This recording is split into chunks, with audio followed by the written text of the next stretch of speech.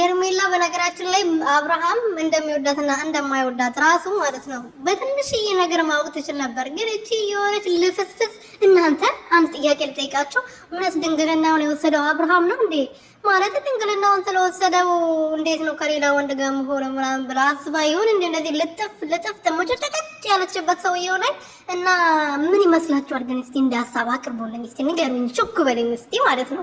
እና ምን ልላችሁ ፈልጌ ነው እንደሚወዳት እንደማያፈቅራት እሱ ከስንቱ ሴት ጋር ሸሸ ገዳሚ ስል በትንሽዬ ነገር ከሌላ ወንድ ጋር ለአንድ ቀን መታ ፕራንክ ሰርታው ማወቅ ትችላለች። ግን እቺ የሆነች ምን ልበላት እቺ የሆነ ያለ አብርሃም ጡጦ ሌላ አልጠባም ብላ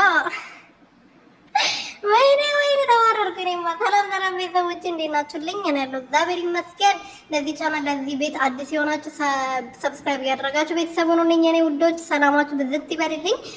እና ሄርሜላ ከአዲስ አበባ ለዋጋ እንግዲህ ፏሽ ብላ ደመቅ ብላ መታለች እንደምታዩት ማለት ነው።